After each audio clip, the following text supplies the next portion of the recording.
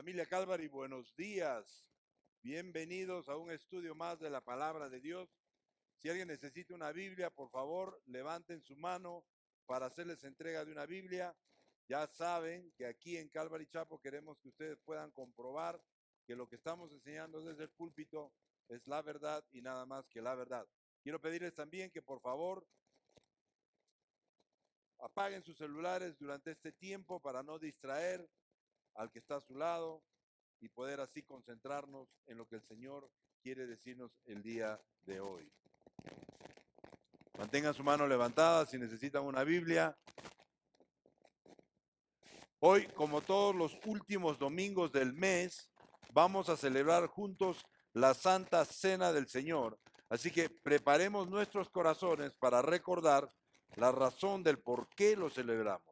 Siempre me preguntan que por qué no lo celebramos todas las semanas, o por qué no lo celebramos una vez al año, o por qué no lo celebramos todos los días.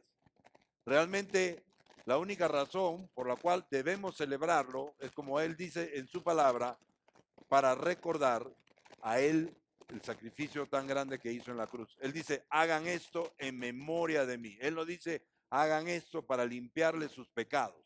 Él no dice, hagan esto para que sean salvos. La comunión es solamente un recordatorio de lo que Él hizo por nosotros en la cruz, y eso es lo que hacemos, y eso es lo que dice la palabra de Dios. Ok, ahora sí, si todos tienen, vamos a estar en el libro de Hechos, capítulo 4, pero antes vamos a orar para entregarle este tiempo a nuestro Señor. Padre, te damos gracias. Te damos gracias por tu amor y tu misericordia, Señor. Te damos gracias porque a pesar de ser pecadores, tú aún así, Señor, pones tu mirada en nosotros y nos bendices, Señor, y nos amas y lo demuestras, Señor. Y te pedimos en esta mañana, Señor, que seas tú guiándonos, Señor, en este estudio, que tu Espíritu Santo nos embarque con poder, Señor, a cada uno de nosotros para estar sensibles a escuchar tu voz y tu dirección, Señor. Oro también por alguna persona que estuviera enferma, Señor, para que tú pongas tu mano sobre él, Señor, y le libres de toda enfermedad, Señor. Oro también para aquella persona, Señor, que todavía no te conoce, Señor, que llegue a conocerte de verdad quién eres tú, Señor, que tenga una relación personal contigo, Señor, que pueda él abrir tu palabra, Señor, y escuchar lo que tú le quieres decir, Señor. Yo oro agradecido por este tiempo, Señor, y pido que seas tú usándome para que lleve tu mensaje a tu pueblo, Padre Celestial. Oramos agradecidos durante este tiempo en el nombre de Cristo Jesús. Amén.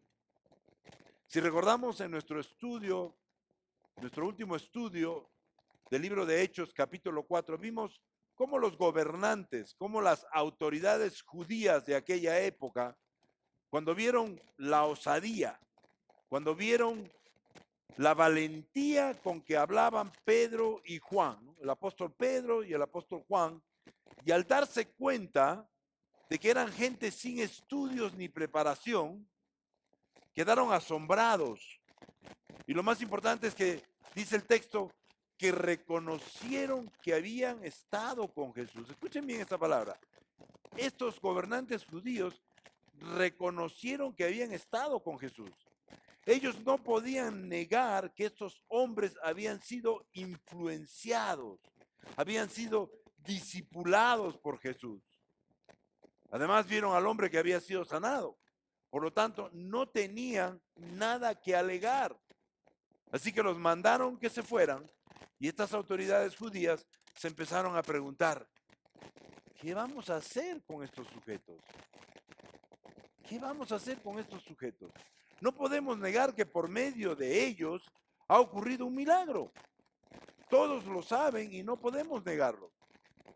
Y para evitar que la noticia siga esparciéndose entre la gente, decidieron amenazarlos.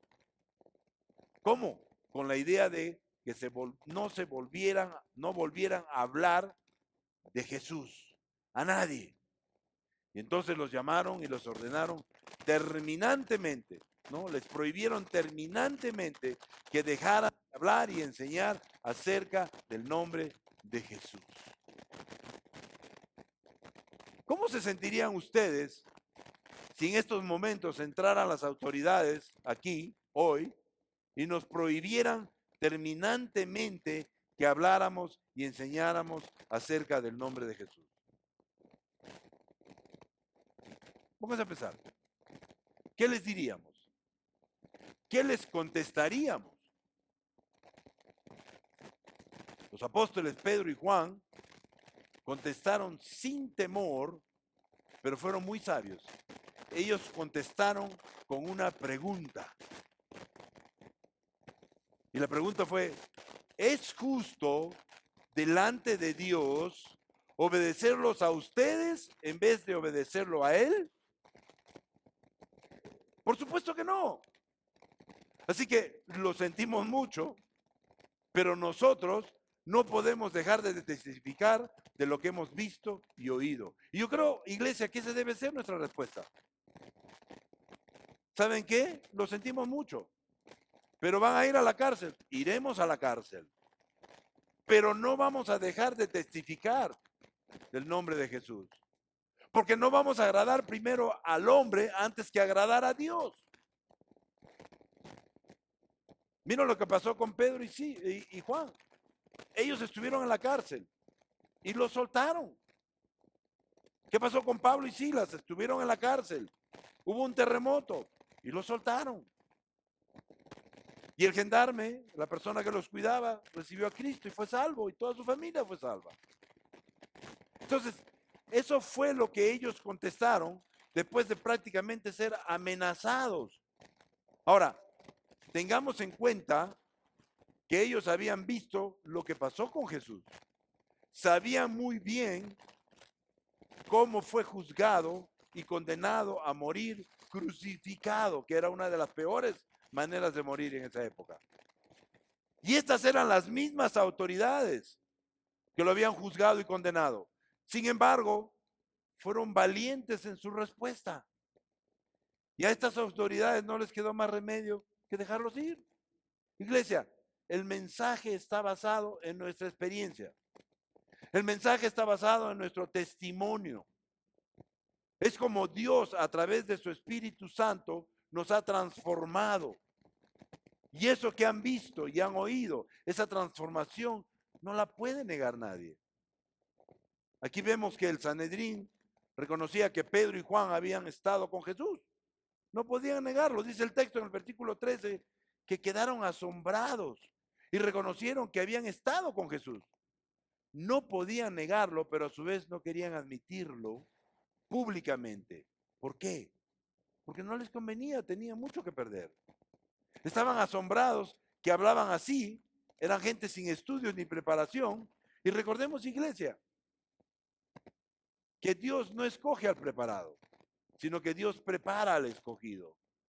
Y a fin de cuentas, las palabras y el conocimiento no valen mucho. La prueba más importante de un cristiano es su testimonio, es su transformación, es el antes y el después. Y pregúntate tú mismo, o pregúntale al vecino de al lado, cómo yo era antes y cómo soy yo ahora. Y el libro de Primera de Corintios 8, la segunda parte nos dice, el conocimiento trae orgullo, mientras que el amor edifica. Ellos no podían negar que el que fue paralítico por muchos años, ahora saltaba, caminaba, y por eso se preguntaron, ¿qué vamos a hacer con estos sujetos? Es un hecho que por medio de ellos ha ocurrido un milagro evidente. Ellos lo sabían, pero no les convenía reconocerlo públicamente. Pero sin darse cuenta, escuchen bien, sin darse cuenta, ellos reconocieron al hacedor de milagros. Ellos reconocieron que Jesús estaba detrás de todo esto, ya que dijeron, es un hecho que por medio de ellos ha ocurrido un milagro evidente. O sea, ellos, los apóstoles, Pedro y Juan, eran solamente instrumentos de Dios. Por medio de ellos, fueron usados por Dios. Y eso es lo que somos nosotros, iglesia. Eso es lo que cada uno de nosotros que reclama ser cristiano es. Instrumento de Dios. Somos instrumentos de Dios. Y Dios obra a través de nosotros. Y sí es cierto, Él no necesita de nosotros para obrar. Sin embargo, nos usa. Y para nosotros debe ser un honor ser usados por Dios. Así que ellos les ordenaron que dejaran de hablar y enseñar acerca del nombre de Jesús. Pero Pedro y Juan contestaron: ¿es justo delante de Dios obedecerlos a ustedes en vez de obedecerlo a Él? Júzguenlo ustedes mismos. Una vez más, vemos que la obediencia a Dios estaba por encima de la obediencia al hombre. Y el libro de Gálatas 1-10 nos dice: ¿busco ganarme la aprobación humana o la de Dios? ¿Piensan que procuro agradar a los demás? Si yo buscara agradar a otros, no sería siervo de Cristo. Luego agregaron: nosotros no podemos dejar de hablar de lo que hemos visto y oído. Así que Pedro y Juan no podían dejar de hablar acerca de aquellas cosas que habían oído y visto personalmente. Ellos no podían dejar de evangelizar. Y el libro de Romanos 10-17 nos dice: así que la fe viene como resultado de oír el mensaje. Y el mensaje que se oye es la palabra de Cristo. Leamos los versículos del 23 al 26 que dicen: al quedar libres, Pedro y Juan volvieron a los suyos y le relataron todo lo que habían dicho los jefes de los sacerdotes y los líderes religiosos. Cuando lo oyeron, alzaron unánimes la voz en oración a Dios. Soberano Señor, creador del cielo y de la tierra, del mar y de todo lo que hay en ellos. Tú, por medio del Espíritu Santo, dijiste en labios de nuestro padre David, tu siervo: ¿por qué se enfurecen las naciones y en vano conspiran los pueblos? Los reyes de la tierra se rebelan, los gobernantes se confabulan contra el Señor y contra su ungido. Punto número 1, si estás tomando nota: la importancia de la oración. ¿Creen ustedes que la oración es importante? Levanta tu mano. Dile al que está al lado: la oración es importante. ¿Lo crees? Una vez que los dos apóstoles fueron liberados, fueron a encontrarse con sus hermanos y les contaron todo lo que había sucedido. Probablemente qué les habían hecho en la cárcel, cómo los habían amarrado, etcétera, etcétera. Y ellos, al escucharlos, decidieron hacer lo que todo cristiano debe hacer ante cualquier circunstancia. ¿Qué es? Primero que nada, orar. Y por eso el día miércoles vamos a tener una noche de alabanza y oración. Porque tenemos que orar como un cuerpo de Cristo. Tenemos que levantar nuestra voz en oración. Ellos sabían la importancia de la oración. Y eso fue lo que hicieron. Todos a una sola voz oraron a Dios pidiéndole fortaleza, pidiéndole que les diera la fuerza de ser valientes en su confesión de Cristo. No obstante los peligros y las amenazas por parte de las autoridades judías. Recordemos el pasaje en el libro de 2 Timoteo 1:7 que nos dice: pues Dios no nos ha dado un espíritu de timidez, sino de poder, de amor y de dominio propio. Y quizás sea un versículo que debamos memorizarnos para el próximo domingo, cuando estemos evangelizando en las calles de Cajabamba. ¿Sabes qué? El Señor no me ha dado un espíritu de timidez, sino de poder, de amor y de dominio propio. Así que, ¿sabes qué? Voy a ir a hablarle a esa persona de Cristo. Dicen que había un soldado llorando, recostado contra la pared de la Casa Blanca, allá en Estados Unidos. Y un niño lo vio llorando y se le acercó y le preguntó y le dijo: ¿por qué estás llorando? Y el soldado le respondió: he venido a ver al presidente, pero no me dejan entrar. Y el niño le dice: sí, es muy difícil ver al presidente. Entonces lo tomó de la mano y le dijo: vamos. Y el hombre desconcertado se paró y lo siguió.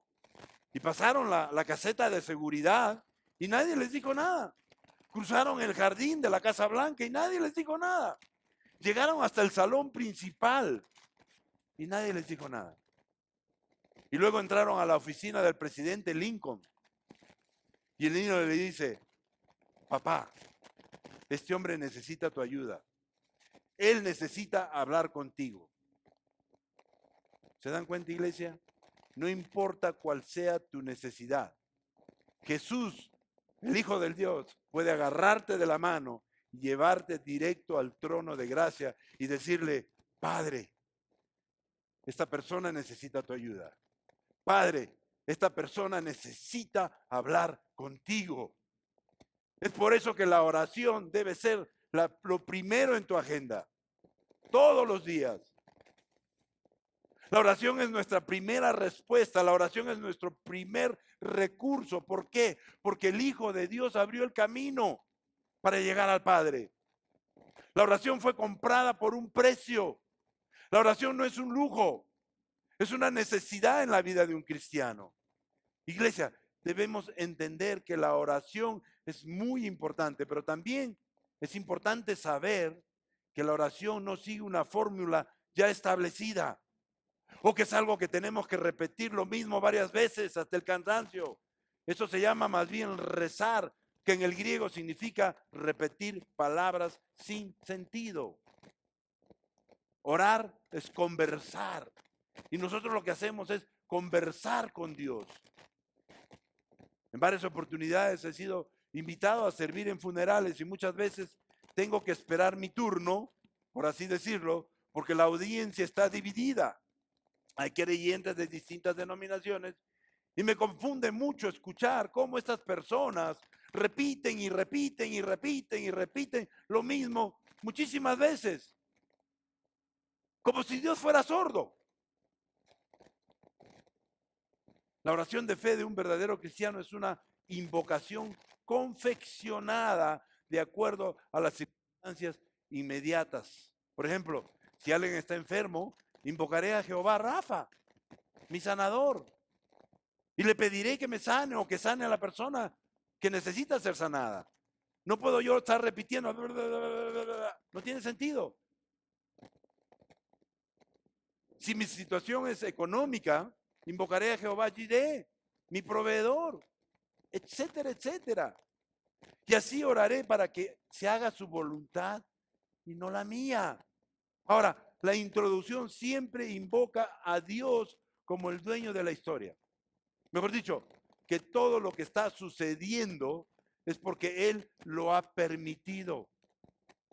Y luego se expresa la confianza en que Él es suficientemente poderoso para derrotar todos los ataques del enemigo.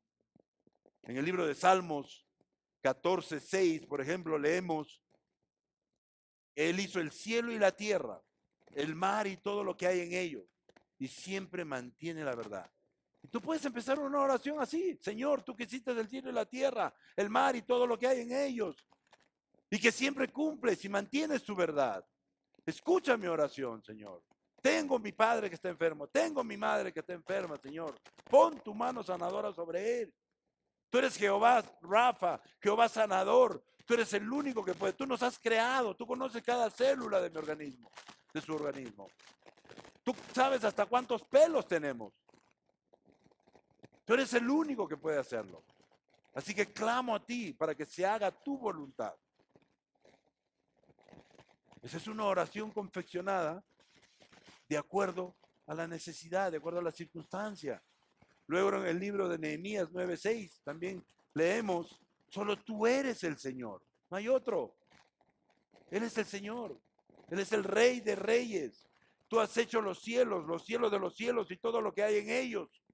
Tú hiciste la tierra y el mar con todo lo que en ellos hay. Tú das vida a todo lo creado, por eso te adora todo. ¿Se dan cuenta? Él es el yo soy. Él es el creador. Él es el todopoderoso. Para Él no hay nada imposible. Y si nosotros levantamos nuestra voz al cielo y le pedimos a Él que nos bendiga, Él va a inclinar sus oídos para escucharnos. Y va a hacer de acuerdo a su voluntad. Leamos los versículos del 27 al 28 que dicen, en efecto, en esta ciudad se reunieron Herodes y Poncio Pilato con los gentiles y con el pueblo de Israel contra tu santo siervo Jesús, a quien ungiste para hacer lo que de antemano tu poder y tu voluntad habían determinado que sucediera. Punto 2, si estás tomando nota. La oración reconoce las profecías cumplidas. Vemos aquí una reflexión sobre la muerte violenta de Jesús. Y si nosotros oramos y decimos, Señor Jesús, tú que has sido juzgado, tú que has sido crucificado, tú que has resucitado de entre los muertos, estamos orando una profecía cumplida.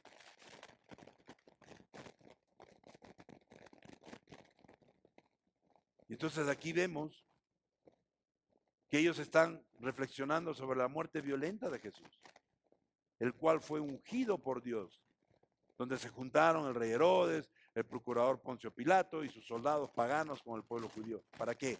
Para cometer el crimen. Dice el texto, en efecto en esta ciudad se reunieron Herodes, Poncio Pilato, el pueblo de Israel. ¿Contra quién? Contra su siervo Jesús, a quien ungiste. Dios ya había profetizado sobre esto a través de los escritos de David, en el Salmo 2, del 1 al 3, que dice, ¿por qué se rebelan las naciones? Y en vano conspiran los pueblos. Los reyes de la tierra se rebelan, los gobernantes se confabulan contra el Señor y contra su ungido. Y dicen, hagamos pedazos sus cadenas, librémonos de su yugo.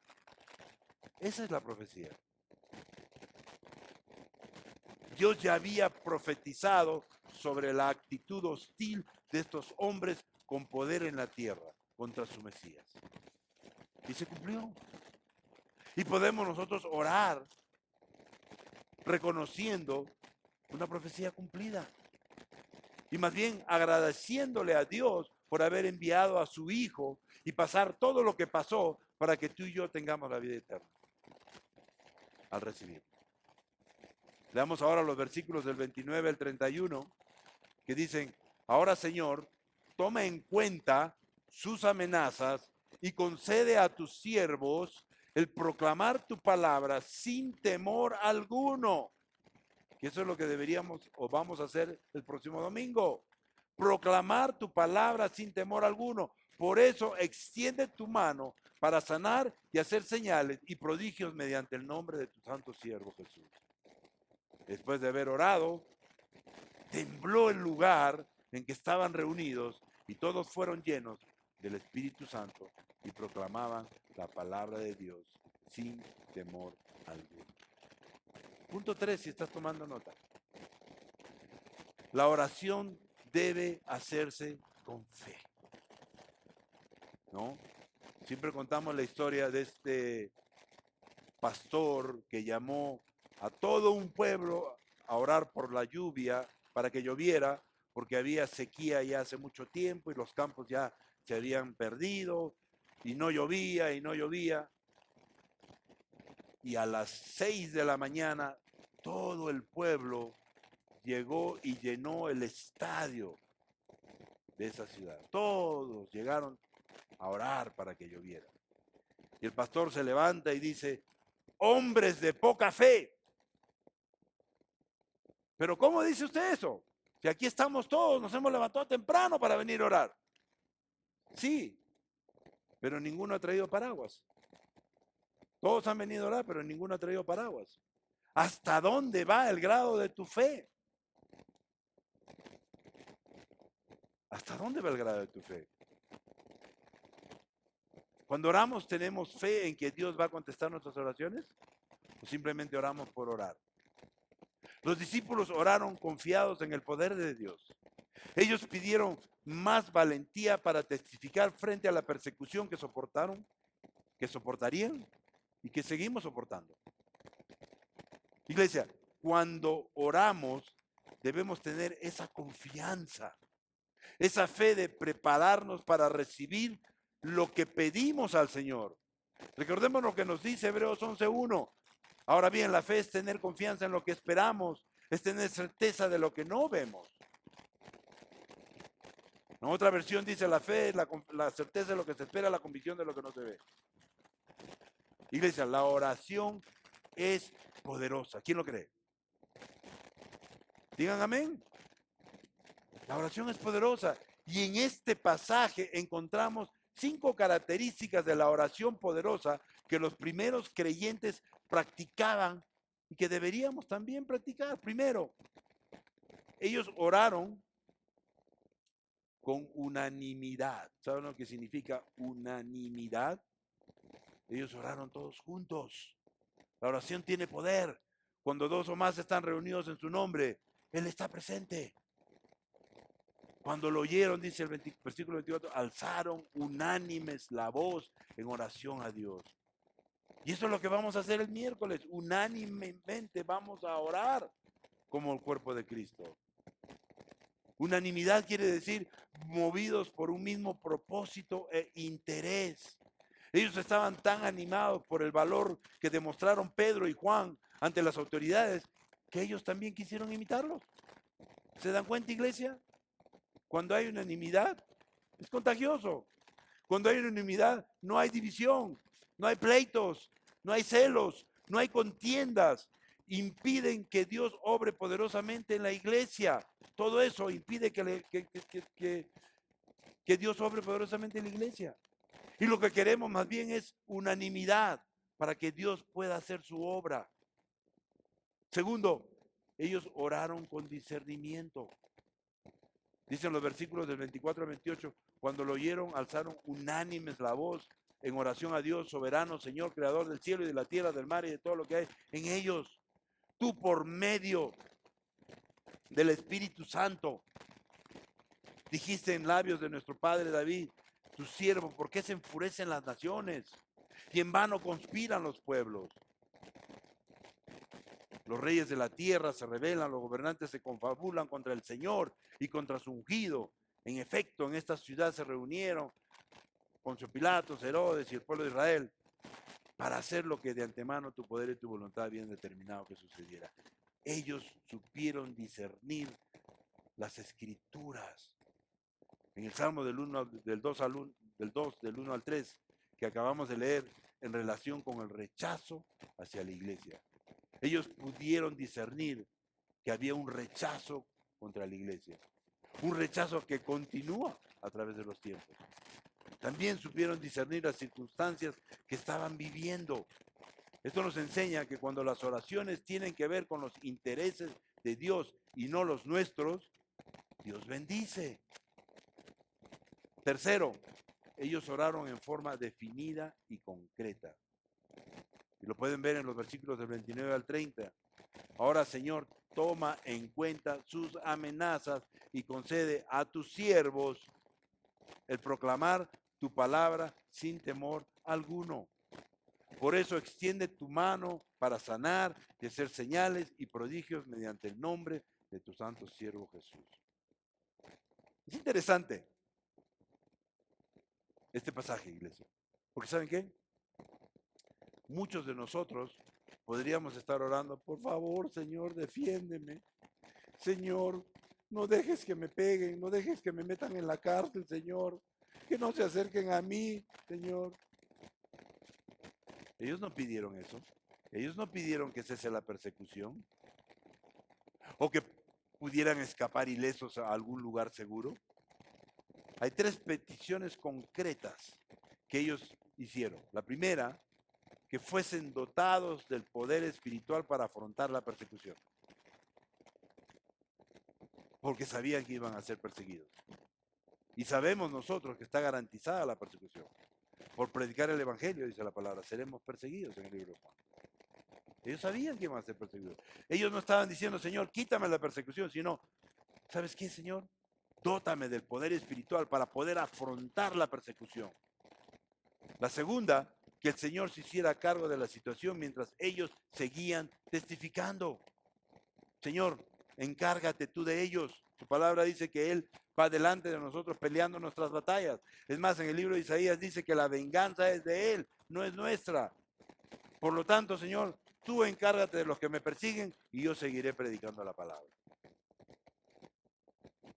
La tercera, que el Señor los use como instrumentos de bendición hacia quienes los perseguían. Que aquellos que nos persiguen, que aquellos que se dicen ser nuestros enemigos o que los reconocemos como nuestros enemigos, que podamos nosotros tener el valor de predicarles a ellos. Porque ¿saben qué? Aún a ellos el Señor los quiere y quiere que sean salvos. Cuarto dice, ellos oraron arriesgadamente. Por amor a su Señor, no vacilaron en arriesgar sus vidas. Lo que pedían les involucraría en mayores peligros y riesgos. O sea, siempre decimos, ten cuidado con lo que pides. Ellos sabían que al pedir eso iban a estar en más riesgo que antes. Ellos estaban dispuestos a ser leales y a dar su vida por quien la dio primero, si era necesario. El mundo reclama cristianos como estos hoy, iglesia.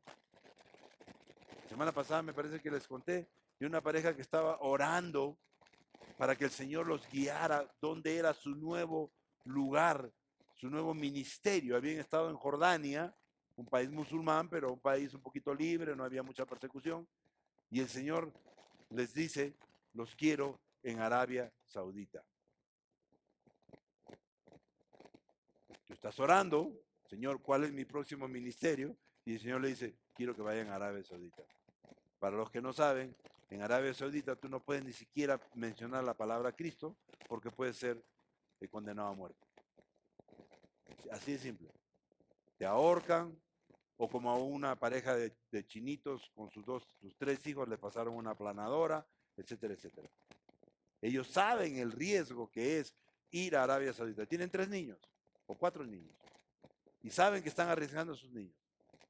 Pero saben que tanto ellos como sus niños, si algo pasa, van al cielo. Pero esos musulmanes, no. Y el Señor también los quiere a ellos. Entonces, ¿qué le estamos pidiendo al Señor? Y si le estamos pidiendo algo, ¿estamos dispuestos a cumplir lo que Él nos revele? Quinto, ellos oraron exitosamente. Dice el versículo que después de haber orado, tembló el lugar en que estaban reunidos y todos fueron llenos del Espíritu Santo y proclamaban la palabra de Dios sin temor alguno. Yo oro y le pido al Señor que ese miércoles de oración esto tiemble, que no se caiga el techo obviamente, pero que tiemble y que seamos todos llenos hasta rebalsar del poder del Espíritu Santo. ¿Sabe qué? Dios contestó maravillosamente y con poder sus oraciones. Y como consecuencia de ello, comenzaron a predicar la palabra sin temor. Ellos, guiados por el Espíritu Santo, con el poder sobrenatural del Espíritu Santo, no tuvieron temor de ir y predicar la palabra en un lugar hostil, en un lugar donde no los querían. Y eso es de qué se trata.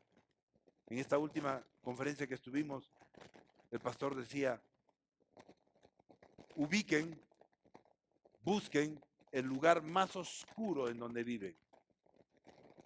¿Cuál es el lugar más oscuro, espiritualmente hablando, de Cajabamba?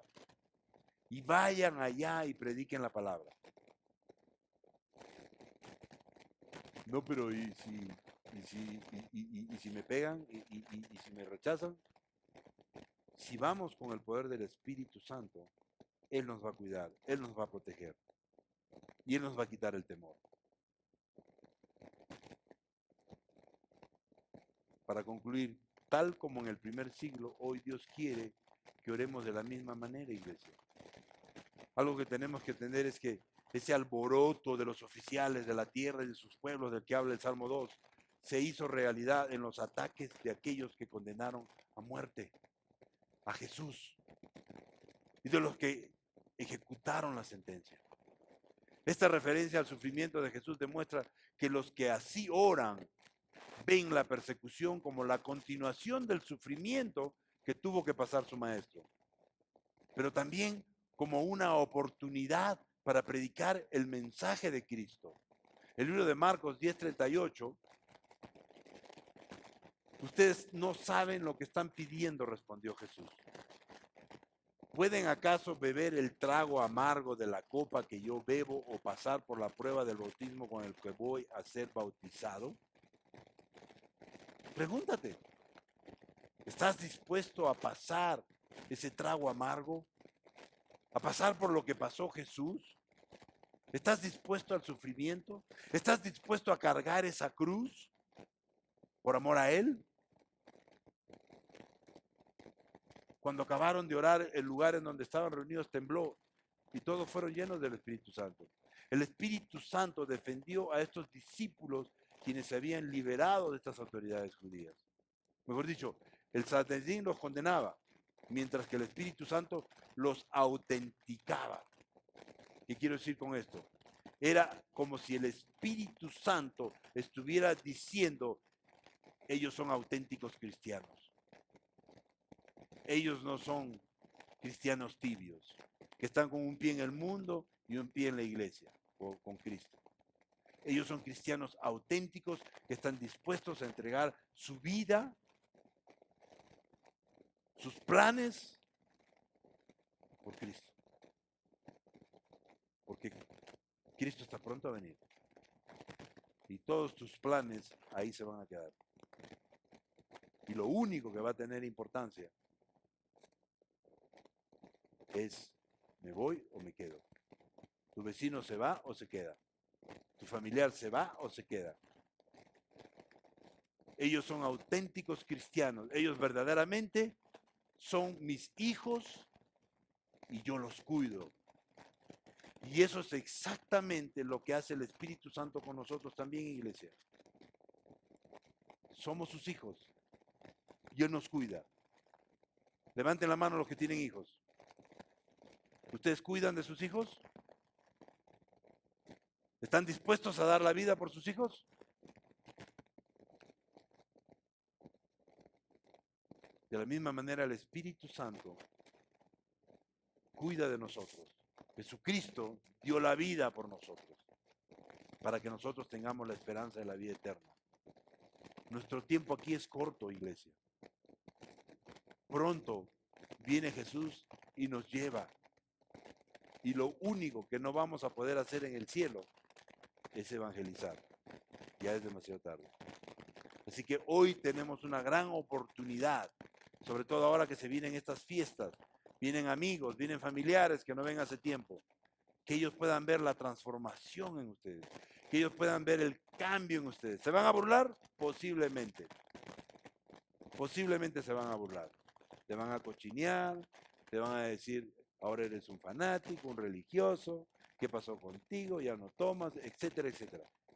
Espérenlo, es normal. Lo han hecho conmigo muchas veces. Algunos todavía siguen en el hospital, pero no importa. Estoy bromeando. Pero lo han hecho conmigo. Y con muchos de ustedes se van a burlar, es normal. Pero ¿saben qué? No pierdan la paciencia, no pierdan la fe. Planten las semillas. En su tiempo esas semillas van a crecer y van a dar fruto. Se lo garantizo. Amén.